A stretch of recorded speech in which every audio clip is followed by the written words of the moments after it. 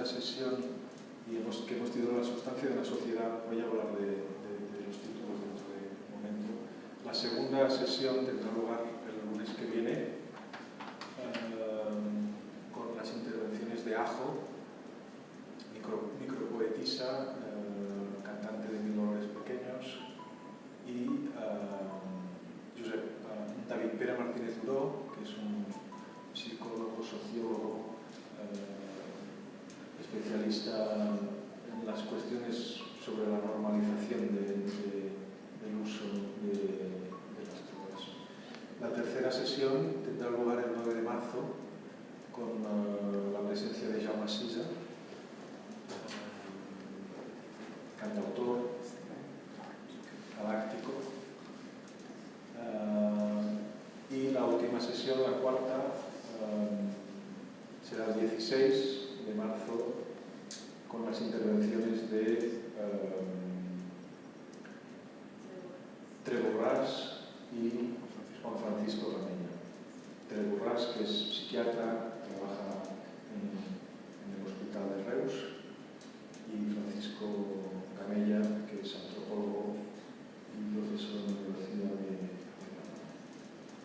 Granada. Antes de pasar a la presentación de Josep María Faricla, aquí presente, quería decir cuatro cosas justamente sobre los títulos y sobre el vínculo de unas jornadas organizadas por dos filósofos, digámoslo así, Jordi Basas y yo mismo. La idea era hacer resonar de manera un tanto pícara, si quieren ustedes, grandes vocablos de la tradición filosófica, como son sustancia, como son método,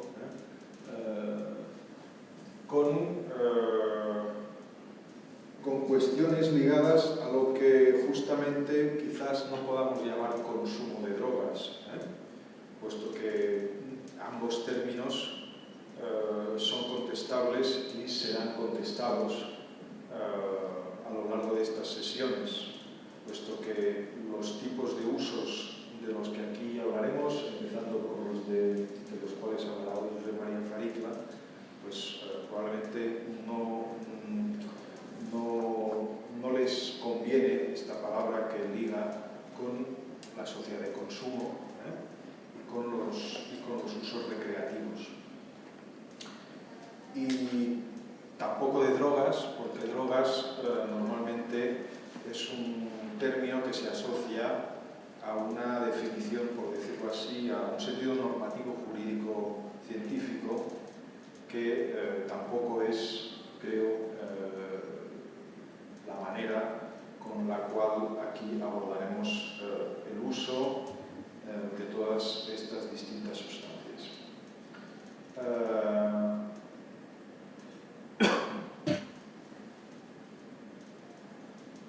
La de hoy pues se llama La sustancia de una sociedad, remite a algo de lo que espero hablaremos, es una teoría general de Josep María Faricla, según la cual cada sociedad tiene una o dos drogas fundamentales, sin las cuales justamente esa sociedad no podría estructurarse. Por tanto, y eso remite a la idea de larga tradición filosófica en la sustancia, es decir, aquello que articula, la sustancia metafísica es lo que articula, lo que permite que pues, haya mundo, por ejemplo.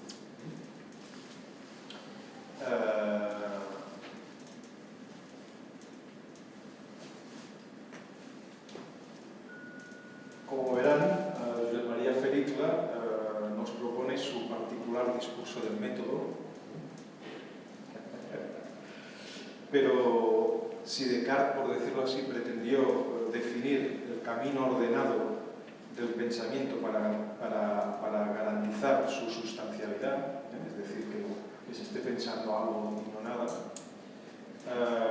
Faricla nos propone ordenar ese camino, puesto que es eso lo que quiere decir método en griego, camino, con la ayuda de otro tipo de sustancias.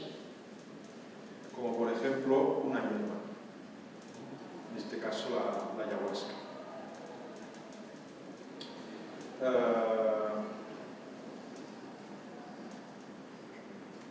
Ese salto entre, esa broma que les propongo entre Descartes y Farikla,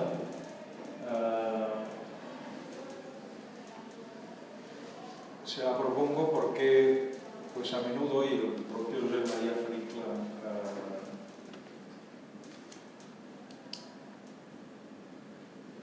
acostumbra ir en esa dirección, se opone, ¿no? Se podría oponer de manera radical ese método llamado racional y ese método casi tautológicamente llamado irracional. Nosotros queremos más bien insistir en el paralelismo, que se puede establecer entre formas de pensamiento que en el fondo se dirigen hacia problemáticas comunes, pero desde métodos, desde caminos que parecen o que pueden parecer opuestos o incompatibles. Bueno, pues me quedo aquí, le paso la palabra a Xavier Basas. Evidentemente, he olvidado de agradecer a la delegación de la Generalitat en Madrid su invitación, a Gabriel Planella, a Victoria Esparza y a todos los trabajadores de este centro su iniciativa, el hecho de continuar trabajando aquí en unas condiciones que no son las más fáciles. Así que muchas gracias por su invitación. Bueno, pues nada, buenas tardes. Simplemente añadir algunas cosillas a lo que ya Felipe estaba diciendo y que, bueno, que puntúan un poco algunos puntos importantes que nos interesa remarcar. Pongo también un poco en contexto este ciclo sobre el valor de las drogas. Continúa un proyecto de jornadas filosóficas que viene de Barcelona, en el cual estuvimos haciendo durante 8 años diferentes preguntas que no son preguntas filosóficas en el sentido de que son rollistas y que van mirando hacia el cielo platónico, sino que son preguntas que interpelan a la sociedad. Una de ellas, en la sexta jornadas filosóficas en el 2016, hicimos precisamente el valor de las drogas y continuamos la reflexión aquí. Nos interesa esta reflexión porque el valor de las drogas normalmente se asocia al valor económico, es decir, lo que generan las drogas dentro del narcotráfico, etc., o las dificultades que plantea y los problemas y los conflictos que suscita con lo que se refiere al derecho y a la legalidad. Pero hay otros valores de las drogas, Hay un valor antropológico en el sentido de que, como decía, cada sociedad tiene una serie de drogas asociadas. En nuestro caso, él nos lo dirá mejor y con estudios científicos, en nuestro caso aquí en Occidente puede ser mucho más la cafeína, por ejemplo, en otras sociedades pues otras, y esa relación que mantienen con ciertas drogas definen la sociedad misma. Entonces hay un valor antropológico de cada droga que no se pone de relieve y que creemos que es importante, pero también evidentemente hay un valor político también, es decir, cómo se trata una sociedad, cómo tratan los políticos, cómo trata a un Estado las drogas, su legalidad, su ilegalidad, cómo se maneja con ellas, también define una relación de los estamentos y de la legalidad estatal con la sociedad. Decía el Escotado, ¿no? Hizo la historia de las drogas en el programa de este chico tan famoso, eso, ¿no? Que le gustaría ver, ¿no? A Rajoy y a Puigdemont que si se tomaran ayahuasca pues a lo mejor llegarían a un acuerdo mucho más fácil, ¿no? Más rápidamente que no con tantas cosas. Es una butada, es una broma así, pero bueno, no está exenta de verdad, y no solo en ese sentido, como es que las drogas se relacionan con la política, es decir, también definen qué tipo de democracia tenemos. ¿Qué tipo de democracia tenemos? Está relacionada con la manera como nosotros y cómo la sociedad y cómo el Estado y cómo el derecho se relaciona con las drogas. Se define también un tipo de capacidad de los ciudadanos para tener o no un consumo responsable de ciertas sustancias. Entonces, hay un valor político también de las drogas que se relaciona con la democracia, etc. Hay un valor filosófico, evidentemente, como decía la Felipe, la cuestión de las sustancias, la cuestión de la sociedad, la cuestión del sujeto toxicómano que trabajaremos, la cuestión de la metafísica de las drogas. Pues hay un valor filosófico, hay un valor espiritual, que es como si dijéramos la línea que Josep María Fericla trata más y de la cual es un especialista reconocido internacionalmente. Hay un valor espiritual, es decir, hay una capacidad de ciertas drogas, de ciertos usos, de ayudarte en tu camino espiritual. Y la relación también con las depresiones y todo ello, él nos lo podrá explicar mucho mejor. O sea, esto es una serie de cosas que tienen que añadirse al valor que normalmente entendemos simplemente económico de las drogas y que en este ciclo queríamos poner sobre la mesa de una manera sin tapujos, porque cuesta hablar de este gran tabú que son las drogas, cómo se consume, quién consume, y con rigor filosófico y científico cuando sea necesario. Resumen, dos acercamientos que queríamos hacer. Fenomenológico, ¿cuáles son los usos actuales de las drogas? ¿Cómo han ido cambiando desde los 60, 70, 80 hasta hoy? ¿Qué drogas se usan? Todo esto como una descripción. ¿Qué tipo de drogas se aceptan como drogas y qué tipo de drogas no se aceptan como drogas, sino como, por ejemplo, medicamentos? Todo este tipo de descripción sobre el uso, los consumos de la droga, esto nos interesa. Sería como si dijéramos la parte más fenomenológica. Hay una parte más ontológica, que se le dice en filosofía, es decir, que define qué es una droga. ¿Qué es una droga? El café, la cafeína, ¿la podemos considerar una droga? ¿El azúcar? Recientemente decían que sí. Unos estudios, algunos artículos que había leído recientemente que aparecieron en los medios de comunicación, hablaban del azúcar como una de las principales drogas y uno de los principales problemas y la adicción que causa las drogas, como por ejemplo el azúcar. Bueno, además de medicamentos varios, todo lo que es la industria farmacéutica, no es fácil definir a veces qué es una droga. Jacques Derrida, que es un filósofo francés que seguramente a lo mejor les suena, tiene un artículo, que no sé si es un artículo disponible en internet que se llama La retórica de las drogas, y habla de la retórica de las drogas, no habla de la ontología o de la descripción, porque él dice que en realidad la droga en sí como concepto no existe, simplemente depende de cada sociedad, del uso que se le da, de cómo se consume, de qué función se la tiene, qué se le otorga, etc. Entonces esta retórica de las drogas tiene que ver con eso, es decir, la dificultad de definir qué es una droga. Al mismo tiempo ponemos sobre la mesa los binomios que articulan actualmente las drogas. Una droga legal, la cafeína, el azúcar, todos los medicamentos, la codeína, etcétera, etcétera. Drogas, el alcohol, el tabaco, toda la nicotina, todo esto son drogas también, es decir, crean adicción, crean cierta alteración de la percepción y de los estados de la persona, en mayor o menor medida, depende de cuánto tomes. Pero también son drogas, pero estas son legales, luego hay otras ilegales. Entonces, este binomio está construido, no es natural, no es algo que sí está así porque es así, no, es construido. Dice también en esta sociedad cuáles son las drogas legales y cuáles las ilegales. Entonces, este binomio entre legalidad y ilegalidad también tiene que ser cuestionado.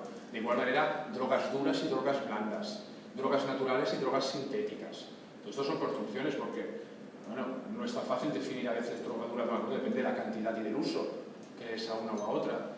O igualmente, por ejemplo,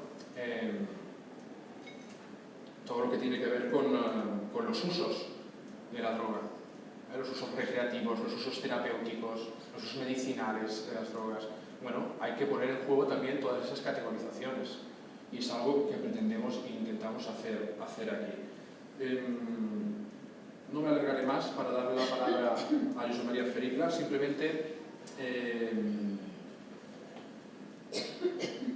presentarlo, doctor en antropología cultural y etnopsicólogo, especialista en chamanismos y experiencias extáticas. Él habla de estados expandidos de la conciencia, de las drogas y sus usos terapéuticos. Es psicoterapeuta, tiene su consulta también en Cataluña y es fundador de Campanet Vives, un espacio presente dedicado al no desarrollo personal, porque no le gusta esta palabra, pero sí al cultivo interior y espiritual de las personas, en los cuales se practican diferentes tipos de talleres relacionados con estos estados expandidos de la conciencia. Ha publicado numerosos libros, da seminarios aquí y allá. Es una de las grandes eminencias que tenemos aquí respecto a todo lo que es el uso no solo de la ayahuasca, sino estos estados expandidos de la conciencia.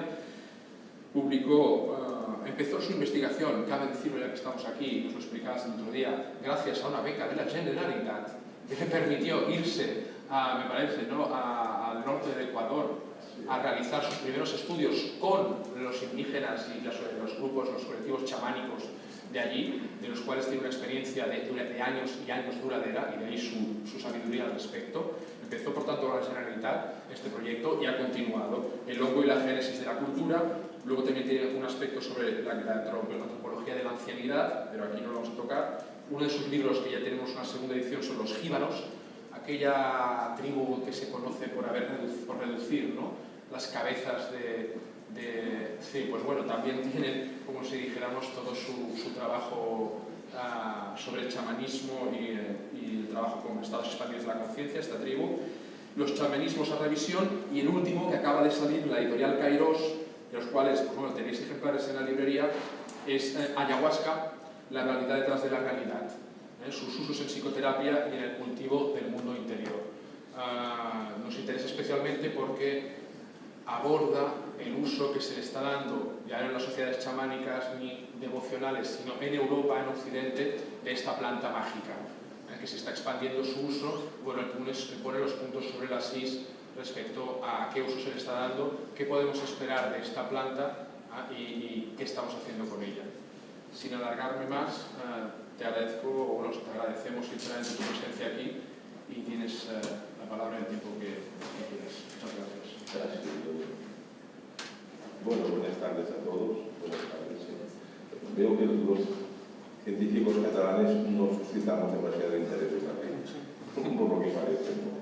Pero con más mérito os agradezco vuestra presencia hoy aquí, porque dar la conferencia así las vacías, hombre, a mi edad ya no me define, pero no tiene demasiado interés. Bueno, pues gracias también a la dirección del Centro Lanterna.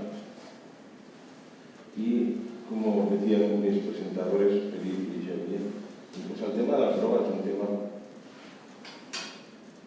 es uno de los 3 o 4 temas fundamentales de la vida humana, a pesar de que hay poca conciencia de ello, ¿no? Y droga, o sea, en una definición que podemos dar por buena aquí, sin que tampoco entrar en más teorías, es cualquier sustancia que modifica el funcionamiento del cuerpo humano o animal en un sentido determinado. Ya está, con lo cual una merluza también se puede considerar droga, porque también modifica el funcionamiento del cuerpo en un sentido determinado. Y si uno come suficiente merluza, suficientes kilos, seguro que acaba teniendo alucinaciones también. Con lo cual, digo, vamos a entender esto, ¿no? Una droga. Y en este sentido, pues podemos intentar y aceptar, sin más complicación teórica, una cierta división entre drogas, por tanto sustancias que modifican el cuerpo humano, y por un lado hay las drogas que técnicamente llamamos enteógenas o visionarias, entre las cuales entraría la ayahuasca, que es el tema de mi último libro, el LSD, también la marihuana, por ejemplo, también el alcohol, por supuesto, las bebidas alcohólicas. Y estas sustancias enteógenas o estupefacientes, o sea, a mí me encanta el término estupefaciente y no lo uso porque tiene esta connotación negativa que la prensa le ha estado dando, pero hay un tipo de sustancias que si uno las ingiere en la dosis adecuada, no tóxica, a uno lo dejan estupefacto ante la experiencia que está teniendo, las visiones que tiene. Por tanto, digamos, el técnico más correcto, el término sería estupefaciente, o sea, que te deja estupefacto.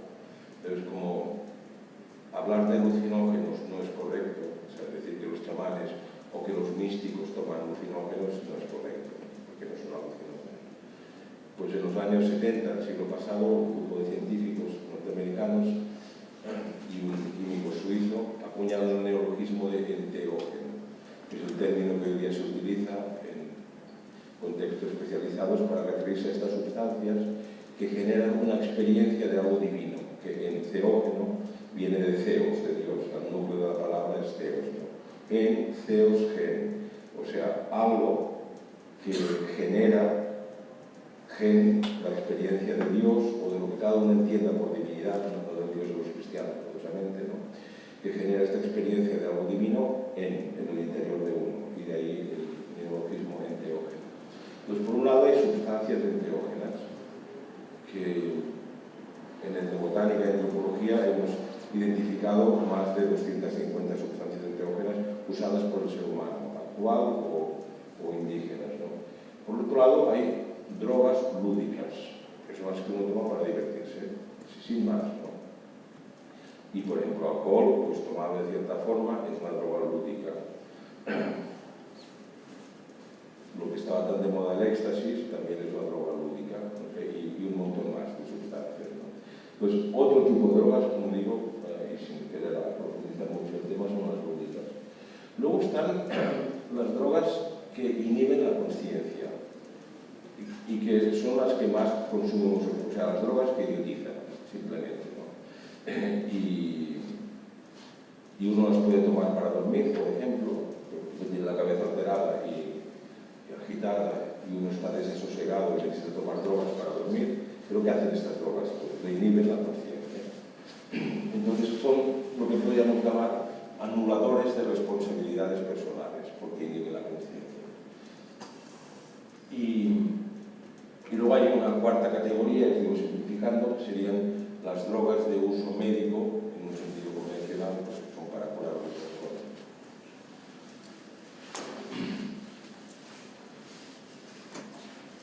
Entonces, como ha apuntado antes Felipe, muy con precisión,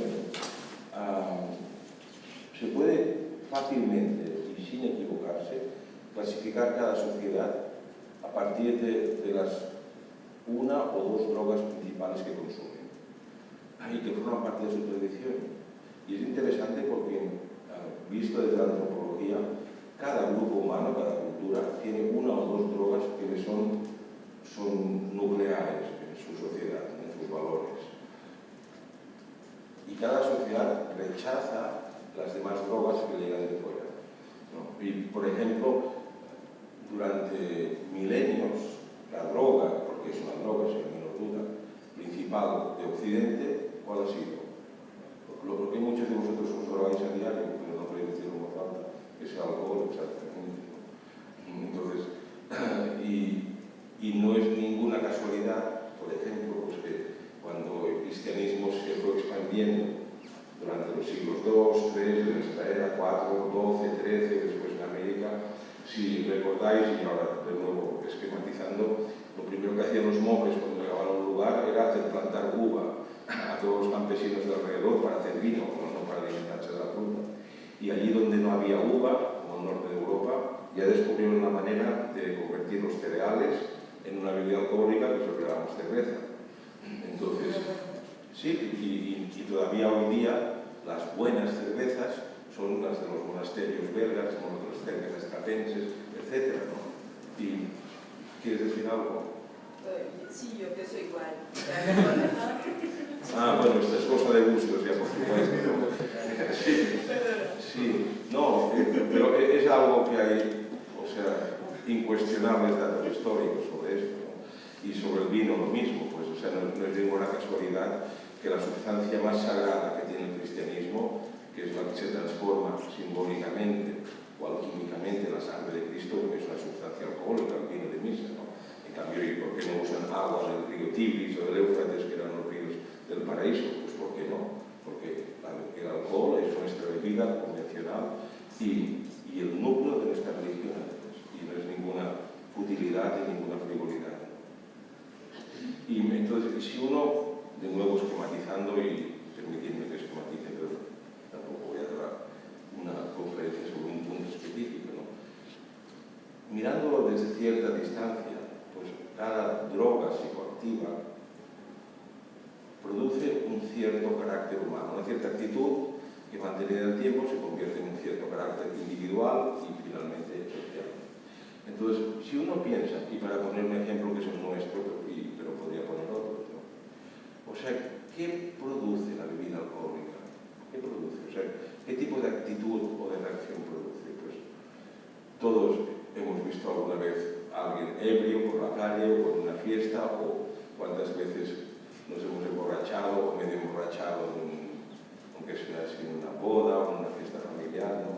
Y todo el mundo en Occidente sabe que cuando una persona está ebria, está pesada, habla, es expansiva, ocupa el espacio de todos, no respeta a nadie, etc.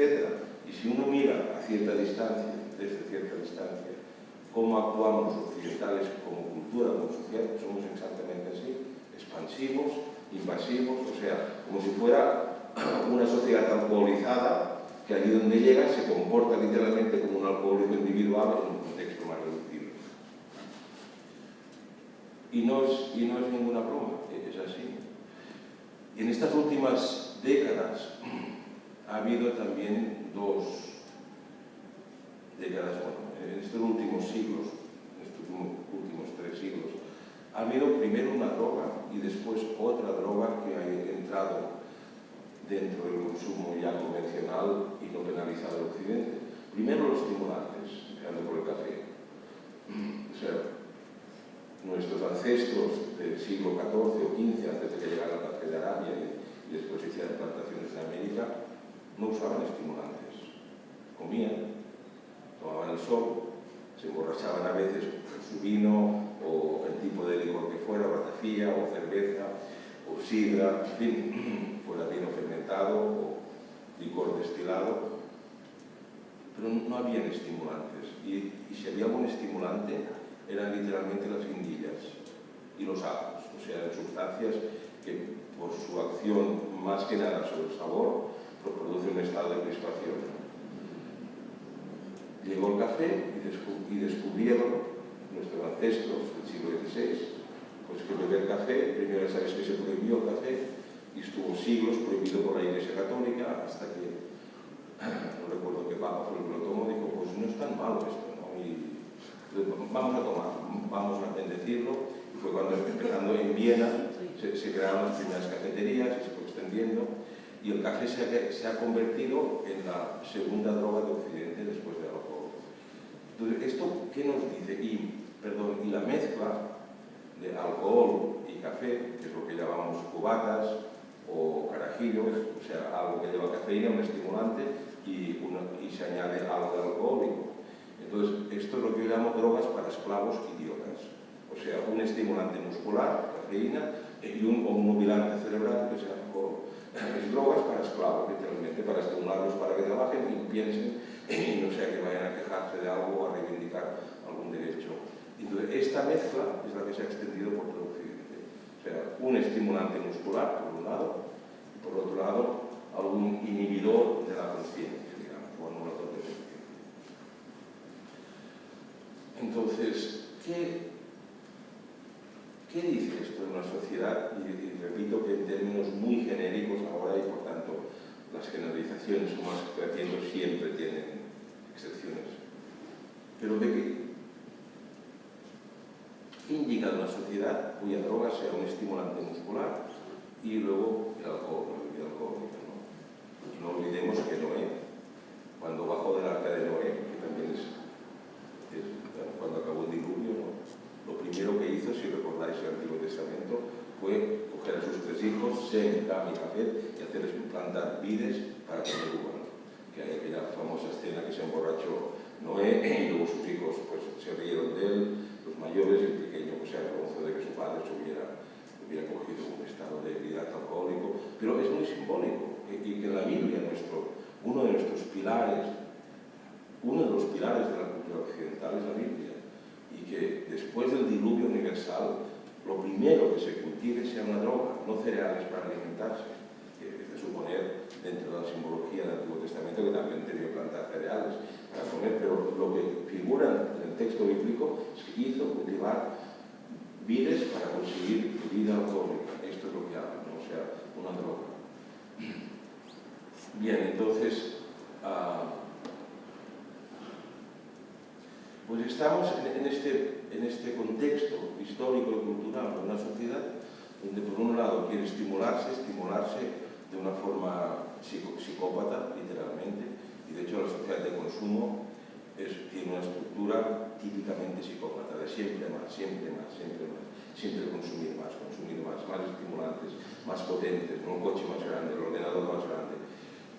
Y esto, como os digo, es una estructura psíquica de psicópatas. O sea, cualquier organismo vivo en la naturaleza pues tiene periodos de subida y luego periodos de descenso, ¿no? Como el orgasmo, como cuando tiene relaciones sexuales, pues que hay un ascenso de la estimulación y de la excitación, uno llega al orgasmo encima y luego pues lo normal es que uno se relaje, hay un proceso de contracción, pero no.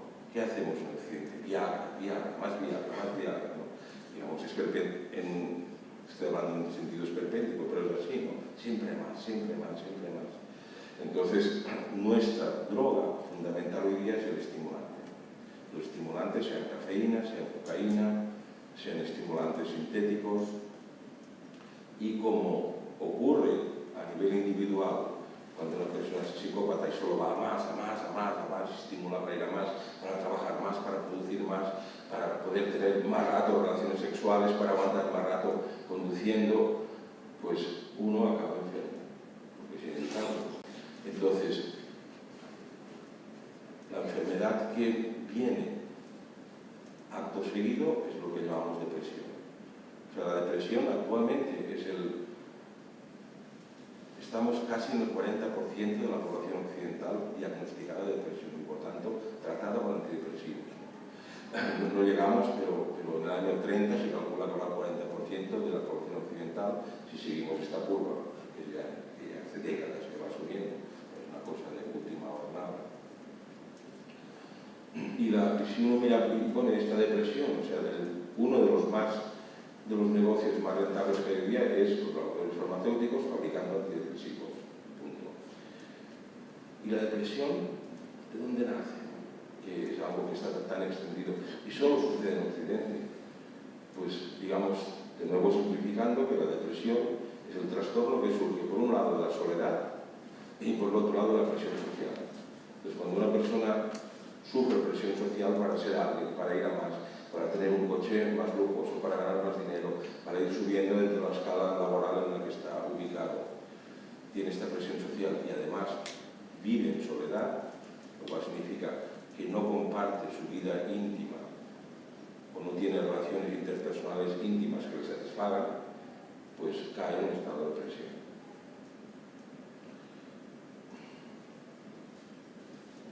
Bien, pues este es el retrato del mundo que vivimos. Y las drogas son muy significativas, o sea, y actualmente, por ejemplo, no sé si está proyectado un esquema de Jesús, ¿no? Si lo podéis proyectar así. O sea, no se ve en letra muy grande, pero es suficiente. O sea, actualmente en España hay 40% de la población que consume antidepresivos. 40%. O sea, esto es más que una epidemia.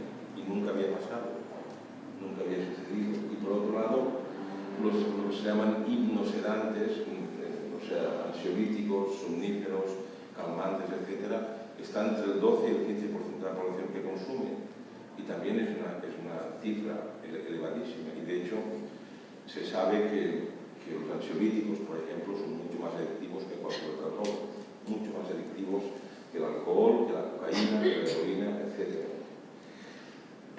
Y si uno sigue en esta mirada genérica, yo a veces pienso, ¿qué pasaría si hoy es día lunes, ¿no?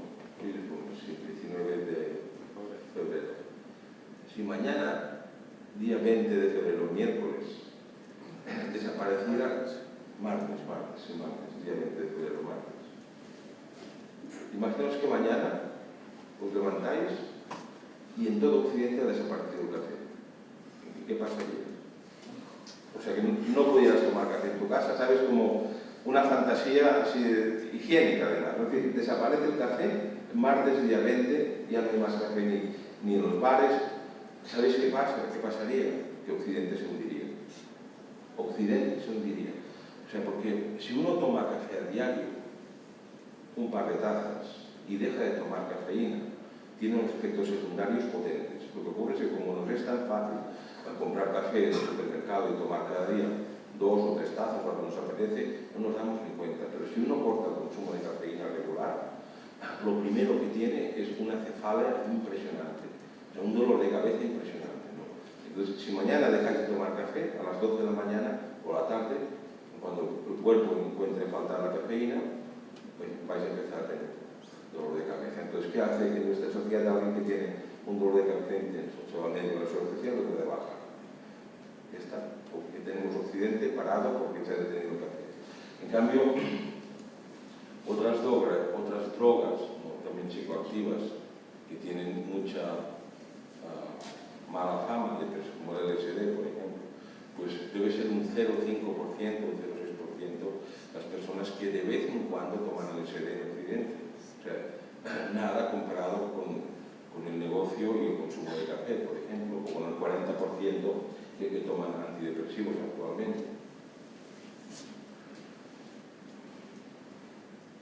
Bueno, entonces, de todas formas, como decía, las drogas estimulantes, pues tomo, me encanta tomar, supongo que la mayor parte de vosotros también, ya está, y no hay más problema. Digamos, si uno sabe contenerse, sabe que si toma 5 tazas de café durante el día, pues al cabo de 3 días va a tener una úlcera de estómago y le costará dormir, por tanto, pues uno ya se contiene, para poder descansar por las noches, no tiene más problema, ya que el abastecimiento está asegurado. Y de hecho, el café, no se habla de ello, pero es la segunda industria que mueve más dinero en el mundo, el café. O sea, por encima de las armas y por encima del petróleo. Y es una droga. Bien, entonces, de lo que hoy quedamos que hablaría, no es tanto de las drogas de uso médico, convencional, ni las drogas estimulantes, sino de las drogas que llamamos enteógenas, o sea, las drogas, digamos, que favorecen o propulsan una experiencia de algo que está por encima del individuo, lo que llamamos una experiencia espiritual o una experiencia divina. Y que también el alcohol sirve para esto. Yo digo y repito, no es casualidad que la sustancia más sagrada de la Iglesia Católica sea una bebida embriagante, sea el vino de misa. Entonces, en otras sociedades, por ejemplo, entre los pueblos indígenas amazónicos, también se toman sustancias estimulantes, pero no tienen la importancia que se tienen aquí. Por supuesto, no toman antidepresivos porque no lo necesitan, porque no hay ni presión social ni hay soledad.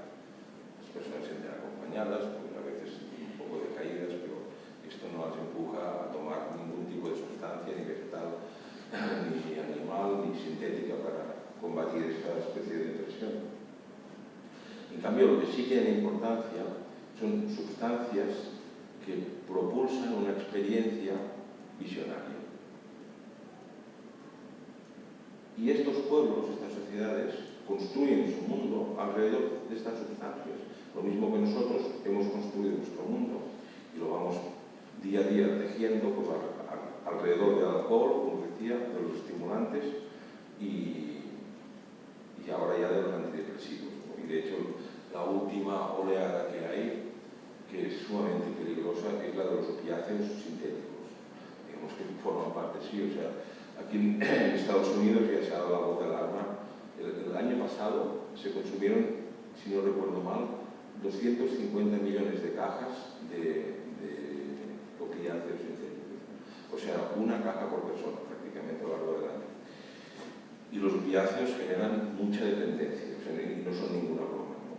Y esta moda, el fentanilo, por ejemplo, está entrando en España y se han hecho cálculos ahora de finales del 17 y en España hay un 18% de la población que ya están tomando de forma regular algún opiáceo sintético y esto es otro consumo que aunque los opiáceos no son exactamente antidepresivos, pero también tienen un cierto efecto antidepresivo. Es decir, no sé si alguna vez habéis probado pues, morfina, si habéis estado en el hospital, por ejemplo, o codeína para la tos, pero en una cierta dosis fuerte efecto de los opiáceos, también hablando en términos generales, es de suprimir cualquier tipo de dolor, tanto físico como anímico. De ahí, por ejemplo, que los heroinómanos, que la heroína es un derivado del opio, se han hecho estudios y se ha observado que más del 80% de heroinómanos en España son personas que tienen algún trastorno doloroso crónico, con lo cual objetivamente debería considerárseles personas que se están automedicando, no drogadictos en el sentido peyorativo. Son personas que algún día, en algún momento, probaron heroína, se dieron cuenta que de pronto podían estar sin algún dolor que ya formaba parte de su vida, repito, dolor físico o anímico, a veces miedo, personas que viven atrapadas por el miedo, que un día descubrieron que tomando un opiáceo podían pasar 7 o 8 horas sin este peso que arrastraban crónicamente en su vida y empezaron a tomar regularmente heroína. Por eso os digo que objetivamente son personas que han empezado a automedicarse y de hecho más del 80%, yo digo que son estudios epidemiológicos, tenían algún trastorno, siguen teniendo, claro, porque la heroína no cura, simplemente tapa. Por lo cual, este 18%, 18 punto algo, no recuerdo, de personas que en España ya están tomando de forma regular opiáceos sintéticos, yo los metería también en el grupo de los depresivos, solo que no van a tomar antidepresivos, que por otro lado los antidepresivos pues tienen efecto lento y muchos supongo que si 40% de la población toma significa que vosotros si estáis 20 pues 8 tomáis o habéis tomado antidepresivos o estáis tomando o habéis tomado y ya sabes que los antidepresivos no actúan de inmediato, o sea que uno debe tomarlos, tanto son de la vieja guardia como son los tricíclidos, uno debe ir tomando y al cabo de unos días o unas semanas uno empieza a sentirse un poquito mejor. En cambio, los opiáceos los tomas que a los 25 minutos y ya te ha pasado cualquier dolor o pesar anímico que estabas arrastrando. Bien, entonces, como decía, no son estas las sustancias psicoactivas que hoy nos reúnen, o por lo menos que me apetecía hablar y lo que había pedido, sino las sustancias de carácter más visionario, o sea, las que se usan como medicinas sagradas, por ejemplo, que son el peyote, la ayahuasca, por ejemplo, de la que se ha hablado también, las brugnancias, que de hecho en toda Sudamérica se consumen brugnancias, que son la familia americana de las famosas daturas europeas, que es lo que tomaban las brujas, las daturas de Stramonio, para tener visiones, pero no eran visiones lúdicas, eran visiones curativas, eran visiones resolutivas, eran visiones oraculares también, es decir, que en ningún momento las brujas que tomaban en Galicia o por todo el sur de Europa daturas Stramonio lo hacían como algo lúdico. Es más, incluso el término bruja es un término que lo inventó la Iglesia Católica, no existía. O sea, bruja, la palabra bruja o bruja en catalán o en gallego, es un término de origen irlandés que significaba simplemente mujer alta, nada más que eso. Y la Iglesia Católica lo adoptó, como hoy día se ha adoptado el término terrorismo, ¿no? Y ahora se está adoptando pues, los delitos de odio para meter todo aquello que al Estado no le interesa, y en aquella época pues, era la Iglesia Católica la que gestionaba el poder estatal. Entonces, todo lo que no encajaba en los criterios dogmáticos de la Iglesia Católica pues era brujería y ya está. Pero la verdad es que etiquetadas como brujas había una variedad enorme de prácticas de mujeres y de hombres, y muchas no tenían ni nada que ver unas con otras, digamos, eran brujas o eran tenidas por brujas y mandadas a la hoguera de los herejes por la Iglesia Católica, pues, por ejemplo, parteras. O sea, en todos los pueblecitos había una mujer o más que ayudaban a otras mujeres a parir y sabían cómo hacerlo. Habían, pues yo qué sé, lamias, por ejemplo, las mujeres que hacían de lamia, las pitonisas, que tenían las técnicas para adivinar el futuro, ¿no? O que tenían la práctica oracular, que no tenían nada que ver con las parteras. Las mujeres, las hierbateras, que se veían de plantas medicinales y muchas tenían mucha cultura, ¿no? Que habían aprendido cultura tradicional y también, pero todo esto, bueno, como no gustó a la Iglesia Católica, pues todo esto fue considerado brujas y a la hoguera se acabó. Bien, entonces, por eso tampoco ha quedado demasiada cultura del uso de sustancias visionarias en Occidente fuera del alcohol. Pero aquí en Occidente, tradicionalmente se habían tomado numerosas sustancias visionarias. Por ejemplo, en Cataluña y el norte de Italia, digamos,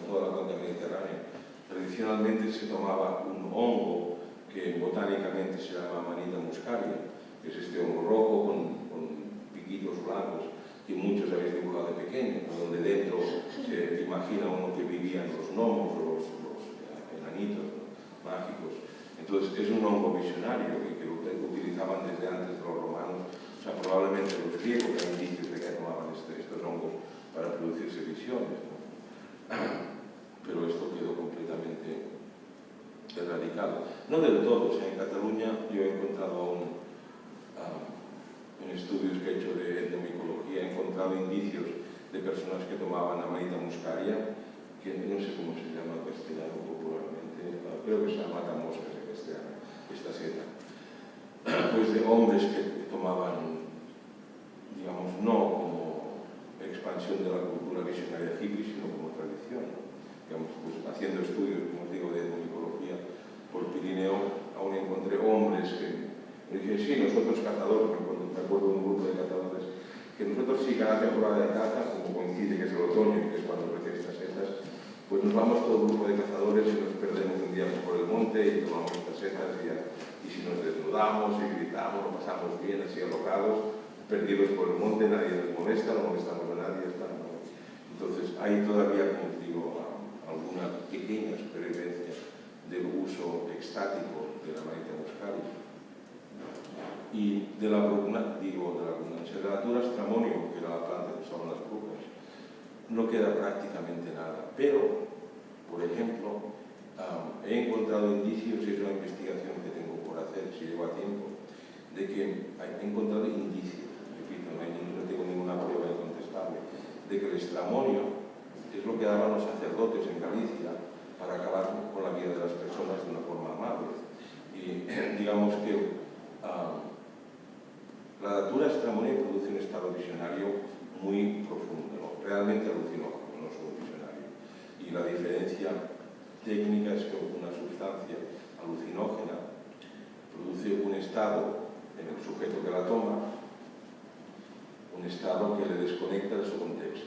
O sea, cuando uno toma un alucinógeno, deja de ver su contexto y se sumerge en una realidad completamente alucinatoria, visionaria, pero no ve nada de lo que hay a su alrededor. En cambio, sustancias visionarias como la ayahuasca, por ejemplo, o el LSD, que no es un alucinógeno, una sustancia visionaria produce un estado de exacerbación del imaginario que uno en ningún momento pierde conciencia de que estoy aquí en esta sala, que hay una mesa a cada uno de mis lados, etc.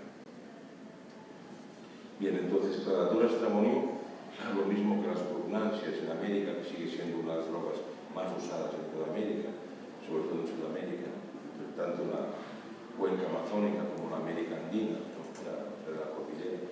Pues, como os decía, hace años empecé a sospechar que el uso de la Natura stramonio como un alucinógeno muy potente, que ayuda a morir bien.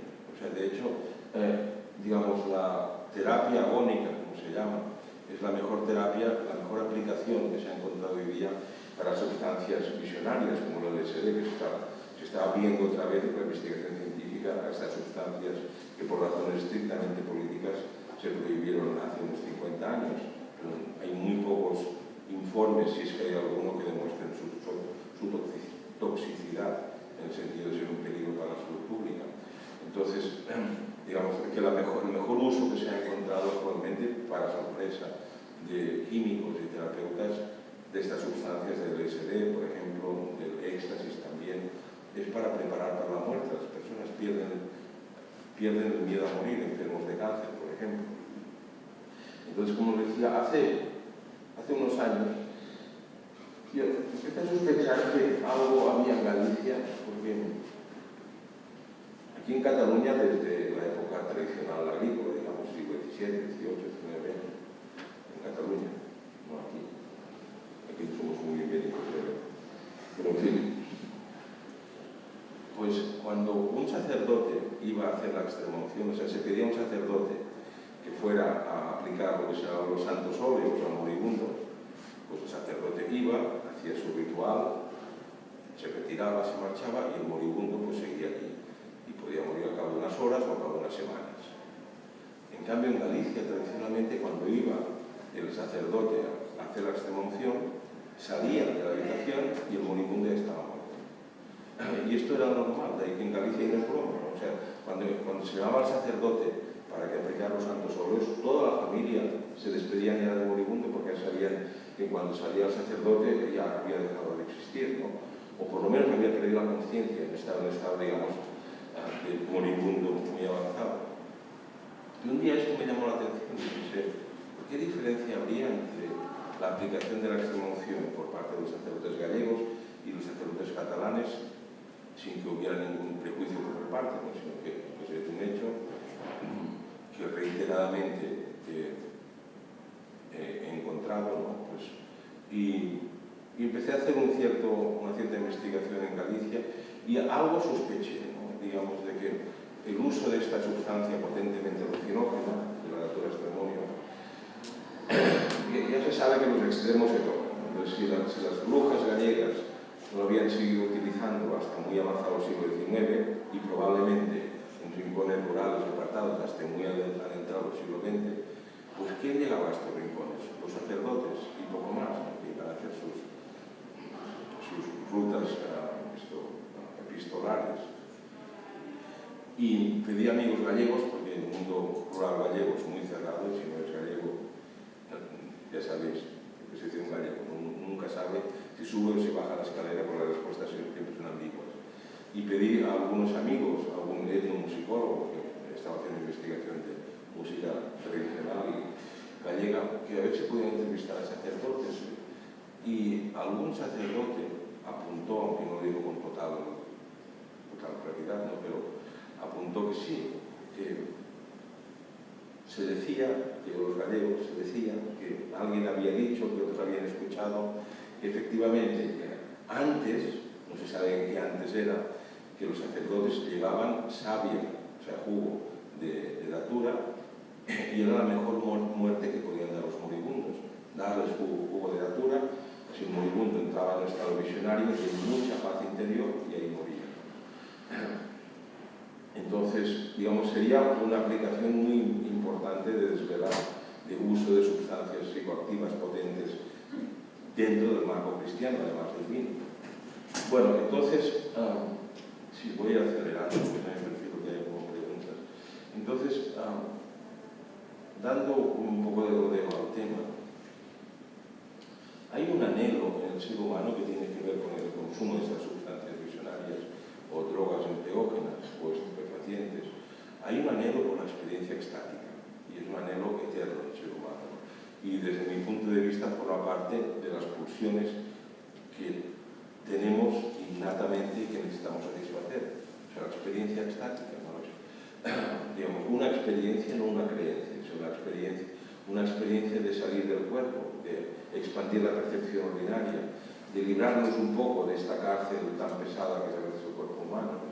Y el ser humano ha ideado y ha encontrado y ha descubierto y ha desarrollado innumerables técnicas que los especialistas denominamos extatogénicas, o sea, técnicas que generan la experiencia extática, extatogénicas, ¿no?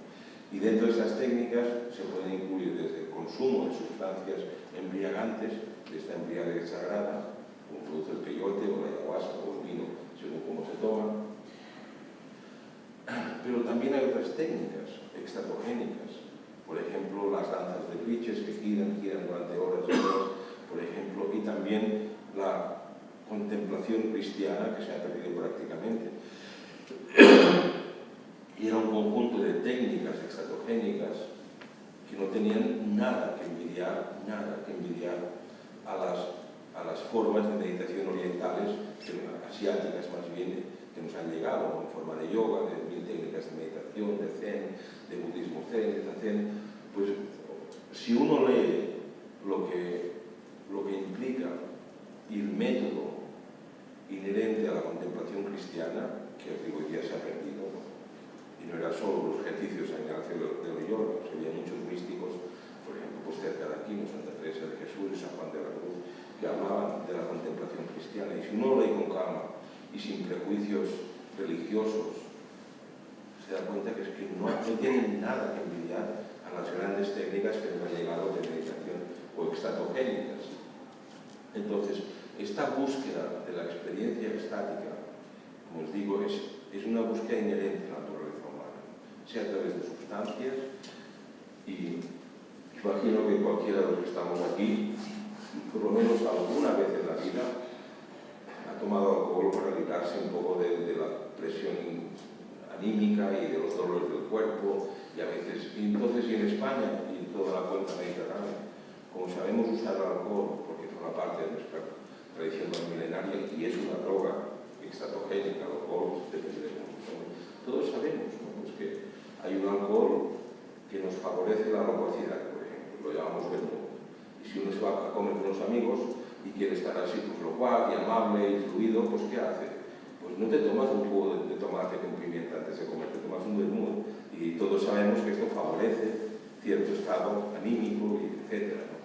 Y todos sabemos en Occidente que si uno tiene que ir a trabajar, sea tanto un labrador o sea el director de un maravilloso centro como es el centro Blanquerna, pues no puedes tomarte 2 vasos de whisky en ayuno o de alguna bebida destilada porque no vas a hacer nada todo el día, te vas a quedar ebrio y clavado en la silla. Entonces, como os digo, la búsqueda de la experiencia extática es algo inherente y es mi objeto de investigación desde hace 3 décadas o más, ¿no? O sea, cómo cada cultura, cómo en cada momento de la historia se ha buscado por un camino o por otro tener esta experiencia extática, ¿no?, de salir del cuerpo, no de embrutecer la consciencia, porque no es lo mismo, sino de expandir la consciencia. Como dicen los sufis, si uno les pregunta a los de Twitch, ¿no?, ¿para qué giráis? Porque te dicen, para que mi alma, o sea, mi percepción, se libere durante un rato de la carga que es el cuerpo, ¿no? Y por eso giramos, entramos en estos estados místicos. Y es lo mismo, en otras palabras, que dicen los místicos cristianos, es exactamente lo mismo. Entonces, por un lado, como digo, está la experiencia extática, que de hecho es el origen de las religiones. O sea, todas las religiones, todas, tienen su semilla o sus semillas en una experiencia extática. Si uno revisa la nuestra, por ejemplo, para no ir más lejos, pero que en esto no difiere de otras, ¿qué es lo que da cuerpo a la religión católica? Al cristianismo, vaya, no la religión católica, todo el cristianismo. Pues toda la experiencia extática, todas las iluminaciones que han tenido los profetas, por ejemplo, los maestros que han ido antes. Y esto es lo origen de la religión, de cualquier religión. O sea, el estado visionario, les digo, con una conciencia expandida y por tanto más captable de realidades escondidas a simple vista, ¿no?, de subtítulo de mi libro, la realidad detrás de la realidad, porque hay una realidad que se percibe y otra que está detrás, pero que no es menos real que la que se percibe y se puede tocar. Entonces, digamos que hay una historia que se repite, y ya para acabar, en la evolución humana, ¿no? Y es esta, ¿no? Por un lado, se tiene la experiencia extática, que yo diría que muchos adolescentes la tienen de forma espontánea. Igual un día pues se levantan temprano y ven la salida del sol y se quedan extasiados, literalmente. Y durante los 14, 15, 16 años es una época, como hay tantos cambios de nuestro espectro cognitivo, que es relativamente fácil que uno se quede pues arrobado es una palabra castellana preciosa, se queda arrobado delante de, a veces cualquier cosa, un paisaje, pues una cascada, una mujer, un hombre, es igual, pero la experiencia es esta. Y el ser humano, digamos que este es el primer paso, la experiencia extática. Y la experiencia extática siempre es muy corta. Y al principio es imprevisible. O sea, uno entra en este estado muchas veces sin buscarlo. Y esto es lo que técnicamente conocemos como la identificación con el mito. Luego viene un segundo paso, y es que los seres humanos, alguien tiene esta experiencia, ¿y qué pasa? Lo cuenta, oye, es maravilloso, porque me he sentido pleno, ¿no? Me he sentido flotando con un estado de paz interna, pues teniendo visiones divinas, y cada uno que entienda lo que era por divino. Voy a tratar de buscarlo de nuevo, voy a tratar de repetir la experiencia, ¿no? Y ahí es donde empieza a construirse la religión, digamos, en esta búsqueda consciente del camino para repetir la experiencia extática. Porque repito que estas experiencias son tan profundas como efímeras. O sea, digamos, para ponerlo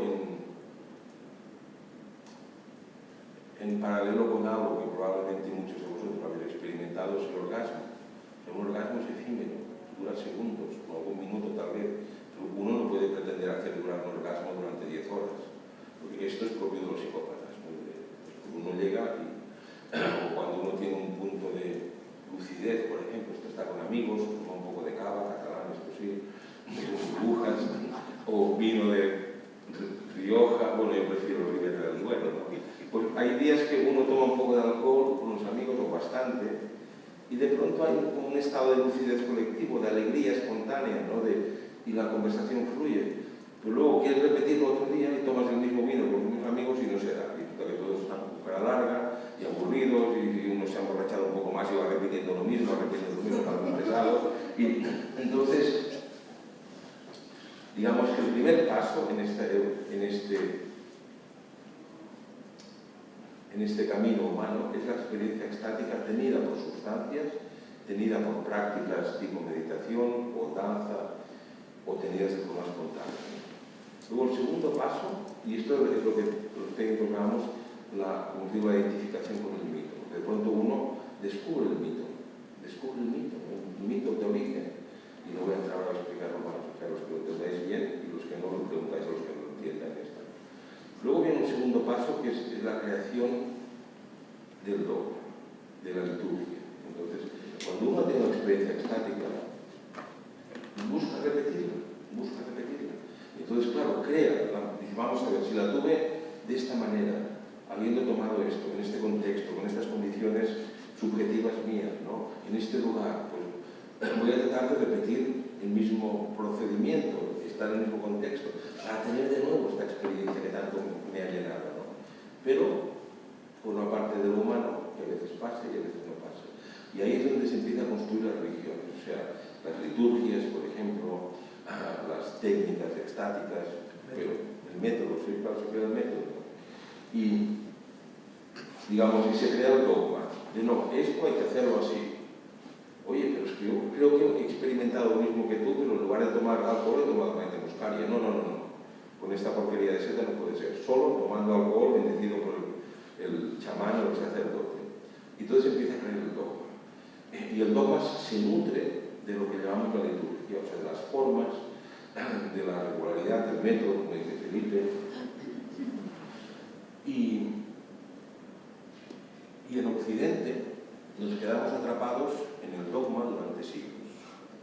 De ahí que afortunadamente, desde hace más o menos 50 o 60 años, tal vez un poquito menos, se está dando un fenómeno que es único hasta donde yo sé en la historia de la humanidad, que es que por un lado estamos buscando la experiencia espiritual y por otro lado están las religiones.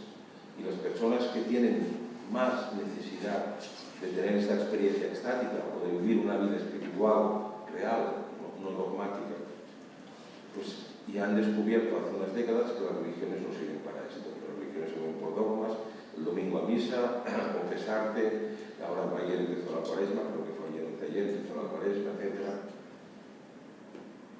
Pero que detrás de este método, que es un método vacío, no hay un camino a la experiencia espiritual, a la experiencia estática. De ahí que en Occidente, yo digo desde hace 4 o 5 décadas, que las personas que tienen más anhelo espiritual genuino han empezado a mirar a otros lugares, ¿no? A Oriente, a ver qué hacen en Oriente, yoga, meditación zen, textos budistas, y uno coge un texto budista, claro, y no habla de dogmas, te habla de experiencias, una experiencia espiritual, pues de unas formas de divinidades, pero uno entiende que solo es un símbolo, ¿no? Y el mismo budismo lo dice reiteradamente, no todo está en tu conciencia. O sea, que hablemos de la diosa blanca o de la diosa Tara, es solo una manera de hablar, pero está todo es conciencia, no solo conciencia. Entonces, en Occidente, como os digo, y para mí, todo el uso y abuso del consumo de drogas alucinógenas o visionarias o enteógenas, como decía, tiene que ver con esta búsqueda de la experiencia extática. Pero como no hay un método sancionado por la tradición que diga como por ejemplo nosotros del alcohol, ¿no? Y no, el alcohol se toma así. Ya sabes, el sábado te quieres emborrachar, bien, toma un poco de aceite antes de irte a la discoteca a emborrachar para que tu hígado aguante bien. Y uno ya lo sabe y bebe un poco de aceite, o como un bocadillo de aceitunas, de sardinas de aceite, y luego se va a tomar Cuba Libres con alcohol barato, pero sabe que no le va a herir demasiado el hígado porque se lo ha protegido antes. Y esto es como forma parte de nuestra cultura, ¿no? Toma. Es mejor una cucharada de aceite de oliva que el bocadillo de sardinas. Bueno. Entonces, pues digamos que desde la experiencia psicodélica de los años 60, que se ha ido expandiendo por todo Occidente el uso de sustancias psicoactivas visionarias, ¿no? Y cada vez hay más. De hecho, nunca en la historia de la humanidad, cualquier persona de vosotros, nunca antes una persona había tenido acceso tan fácil a una variedad tan enorme de sustancias psicoactivas. Porque hoy día cualquiera de vosotros, cualquier occidental, tiene muy fácil acceso a opiáceos, por ejemplo, a toda la gama sintética de barbitúricos, de calmantes, de hipnóticos, y si uno busca un poco más, pues LSD, éxtasis, esto, lo otro, cocaína, heroína. O sea, nunca el ser humano había tenido tan fácil acceso a un abanico tan extenso de sustancias psicoactivas como pasa hoy día.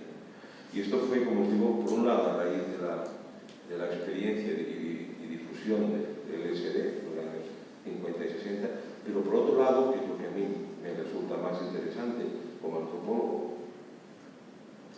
pues detrás de esta explosión del consumo lo que hay es un anhelo de la experiencia extática. Y como nuestra sociedad no nos da caminos, pues unos han mirado a Oriente desde hace, como os digo, 3, 4, 5 décadas y han empezado a importar técnicas que sí funcionan para tener esta experiencia. Aunque en muchos casos no se ha hecho la transformación de elevarlo a Occidente, ¿no? Pues uno ha cogido yoga y lo ha traído aquí, ha aprendido en la India y empezar a clases de yoga. Por ejemplo, yo no creo que el yoga, y lo digo muy sinceramente, no creo que sea algo positivo para el occidental medio, más bien creo que es algo negativo practicar yoga, porque es algo que se ha importado y, por ejemplo, el yoga hace el carácter muy rígido de las personas. O sea, uno puede llegar a tocarse la punta de la nariz con el dedo gordo con 60 años, cosa que yo no puedo, pero eso es a base de rigidizar todo el espectro anímico de la persona y el espectro emocional. Entonces, las personas que practican yoga tienen un carácter rígido y son intransigentes. O sea, ese tiene que estar aquí, bueno, puede estar aquí un poco, no, tiene que estar aquí, no puede estar un poco más allá. Y por otro lado, el yoga, lo mismo que otras técnicas importadas del Oriente, como la meditación, estimula mucho el narcisismo, muchísimo, ¿no? Y es peligroso en este sentido. El narcisismo, sí, entonces, digamos que es un nutriente para este trastorno que llamamos soledad, que se está extendiendo cada vez más por Occidente y que es uno de los pilares de la depresión, viene de aquí. Pero ¿qué pasa? Que claro, uno en la India, yo no he estado en la India con maestros de yoga, pero pues he leído sobre esto y he conversado, pues la gente nunca está sola, o sea, las familias son 15 personas. Los alumnos viven en casa de sus maestros de yoga, o sea, comparten las 24 horas del día, con lo cual es extremadamente difícil que en alguien se desarrolle este trastorno que llamamos narcisista, porque te vas todo el día rodeado de otras personas y tienes que aprender a aceptarlas, a convivir con ellas. En cambio, en Occidente, pues ¿cuántas personas hay que viven solas, se van a hacer una práctica yógica o de zazen, por ejemplo, de meditación budista, en solitario, acaban y se vuelven en su casa solos y se enchufan delante de internet? O sea, por ejemplo, no sé en Madrid, pero en Barcelona hay datos que he consultado recientemente para un estudio que estoy haciendo. En Barcelona, más de la tercera parte de los pisos, o sea, de los habitáculos, los patios domésticos, más de la tercera parte están habitados por una sola persona. Entonces, dices, una ciudad donde la tercera parte de los habitantes viven solos, y no son solo ancianos, viudos o viudas, ¿no? También hay jóvenes que viven solos, etc. Bueno, mira, prefiero acabar aquí. Si queréis preguntar alguna cosa, que no sea muy difícil, por favor, responder.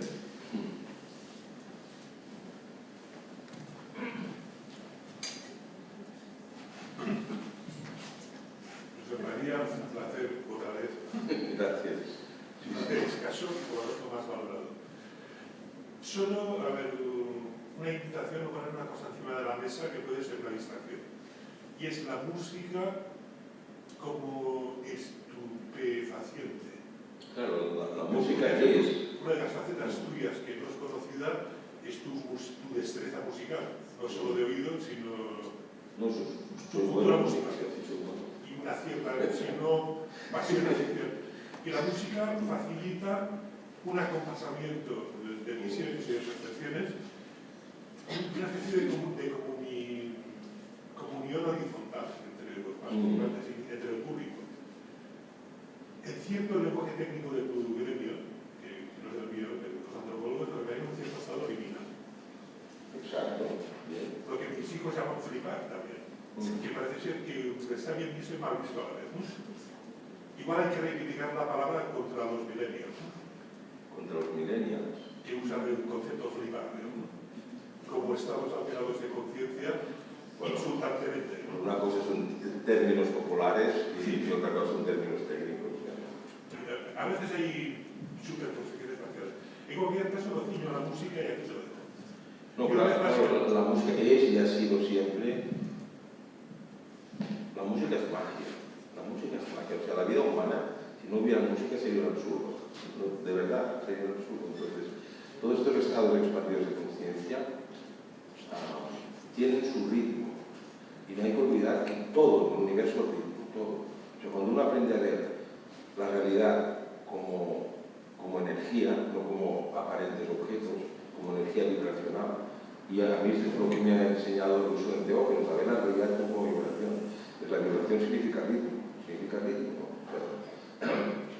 Y todo el universo es ritmo. Pues estos estados de conciencia, lo mismo que todos los estados mentales, tienen una, yo diría, como una contraparte musical, o una posible contraparte. ¿No? Y de hecho, el pasado mañana, el miércoles empiezo, y hasta el domingo, en un retiro que hago anual de 5 días, pues de un seminario sobre música inconsciente, donde vienen desde directores de orquesta a melómanos, jockeys, jóvenes, y explico y experimentamos cómo la música afecta al inconsciente, no solo a nivel emocional, de ponernos pues, más tristes, sino a nivel muy profundo del inconsciente. ¿No? Sí. Bueno, tienes razón. ¿Puedo aventurar dos ideas al respecto? Justamente, por ejemplo, o sea, la idea es, sí, la música ha sido nuestra técnica extatogénica, ¿no? Puede ser.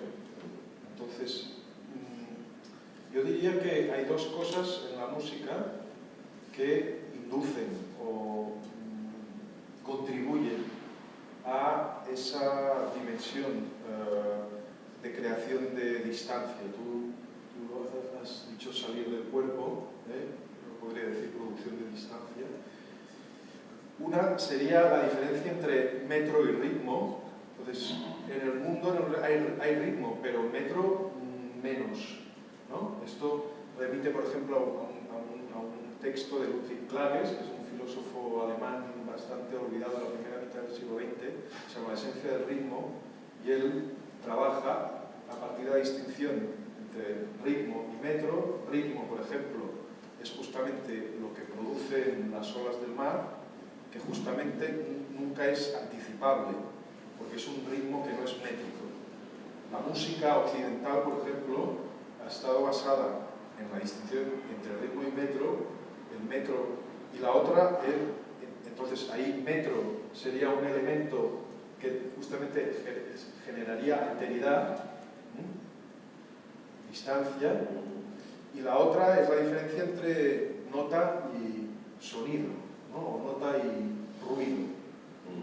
La nota justamente, entonces, por ejemplo, Luigi Russolo, en el arte del ruido, no para de criticar, o sea, justificar su invento de hacer música con ruidos, porque la música occidental había estado basada en unos parámetros que la distinguía del mundo. Y la liga justamente con una experiencia de lo sagrado.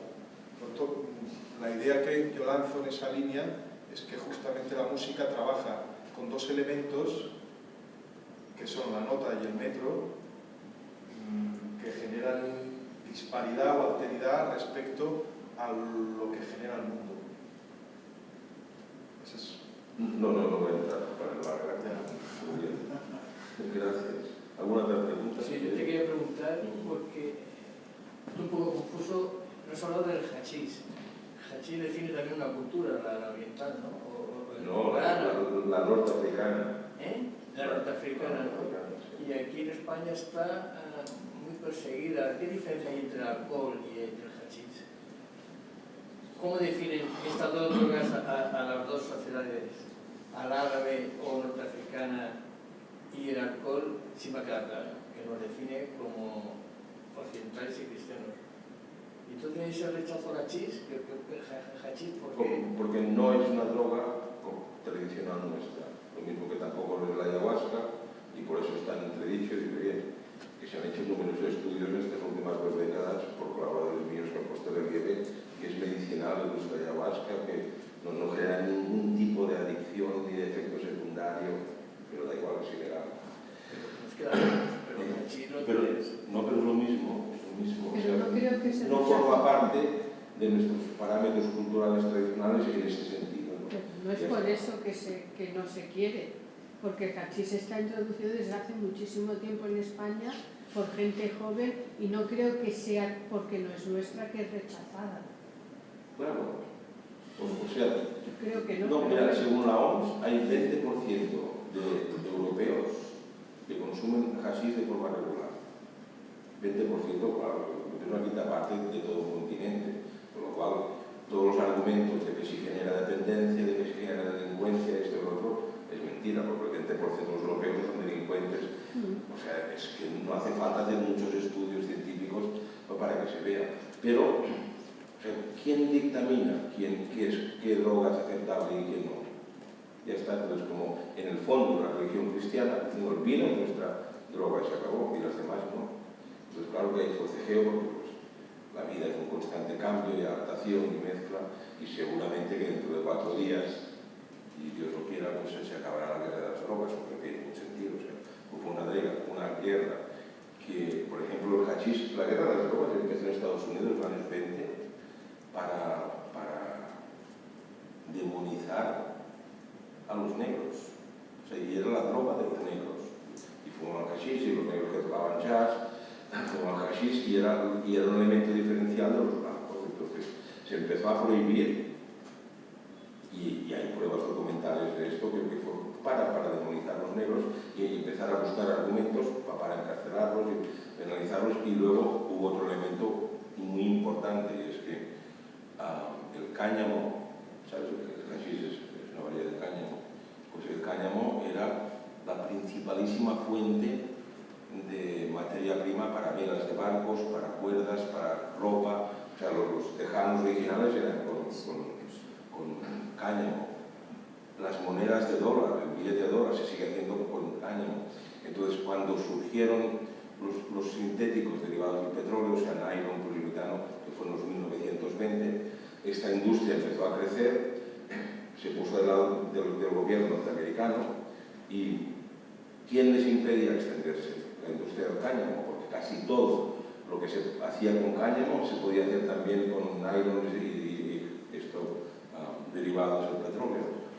Y fue una guerra entre dos industrias, y acabó ganando la guerra la industria del petróleo. Volvemos a todos los niveles, ¿no? Como se ha creado la industria del monopolio de nuestra movilidad, por ejemplo, y en la Segunda Guerra Mundial se fabricaron coches y artefactos, tanques que funcionaban con agua, con alcoholes pesados. O sea, de hecho, el motor de diésel de hoy día, diseño original era para funcionar con alcohol, pero la industria del petróleo, que es muy fuerte y lo lleva siendo más de un siglo, dijo ni en broma con alcohol. O sea, entonces el diseño que se hizo de diésel es que no hizo falta ni adaptarlo, porque resulta que con un subproducto del petróleo que quedaba después de extraer la gasolina, esto que lo que llamamos gasoil, resulta que descubrieron que funcionaban los motores de diésel con gasoil, pero, o sea, en Brasil, por ejemplo, actualmente hay un porcentaje enorme de la flota que sigue funcionando con aceites pesados. O sea, digo con aceites, con alcoholes pesados, ¿no? Entonces, y no hay ni que adaptar una pieza, simplemente, pero es tan fuerte este monopolio que acabó con la producción del cáñamo y pues una manera de prohibirlo, pues, digo, de apartarlo del medio, fue consiguiendo que lo prohibieran con la excusa que fuera, pues, y seguimos todavía con estos coletazos, ¿no? Entonces, como ya no es un enemigo para la industria del petróleo, pues yo supongo que tarde o temprano se acabará. O sea, la sensación que yo tengo con la guerra de las drogas y el cáñamo, digamos, como la punta de lanza, es como una guerra absurda y solo de interés político, porque es para ganar dinero solo. Los escuadrones de policías que viven de esto, pero nada más que esto, y el narcotráfico, pues que se irá marchando poco a poco, digamos, un día pues se va a despenalizar el uso del cannabis, que ya lo está, para uso medicinal. En Estados Unidos ya se ha aprobado en 5 estados el uso lúdico del cáñamo con la excusa de la receta médica, y poco a poco se irá expandiendo esta libertad de consumo y ya está. Y respecto a eso que usted dijo antes referente al café, yo he pensado lo mismo con la cocaína a nivel político. ¿Qué pasaría si de la noche a la mañana en todos los Viviríamos estamentos, tranquilísimos, porque la los cantidad políticos de hacen muy mal su trabajo. la cantidad de corrupción política y mediática se sustenta por y gracias a la cocaína, donde no hay escrúpulos y tomado seguido produce que haya un abuso de poder. En cuanto a Puigdemont y a Rajoy, sus rayas se las harán por separado y no van a llegar de acuerdo, porque es una droga de los narcisos, de los que quieren el poder y de los que están representando un papel. Por lo tanto... Yo no sé si tomar Rajoy, no lo creo, ni Puigdemont, pero vamos a dejar aquí esta afirmación. Esto es algo privado. Bueno, pues gracias por vuestra asistencia. Pues ya para acabar esta primera sesión, lo que está claro es que hay que poner sobre la mesa el tema de las drogas, la oscuridad que está asociada a las drogas, ya etimológicamente, porque no se sabe bien de dónde viene. Dicen que es una palabra holandesa, pero también no está muy clara la etimología según los diccionarios, que quiere decir entre, a veces, mentira, plantas secas. medicina, planta seca, pero también a veces la relación con mentira, en cualquier caso, en los diccionarios está que su origen oscuro quizá pues ha posibilitado también o corresponde al estado de tabú muchas veces que nuestra sociedad impera respecto a este tema, respecto a las drogas, y está claro que hablar de las drogas, ponerlas encima de la mesa, no solo puede ayudar a desarrollarnos espiritualmente, sino también democráticamente, políticamente. Y ahí está claro, para conocernos más como sociedad y como individuos.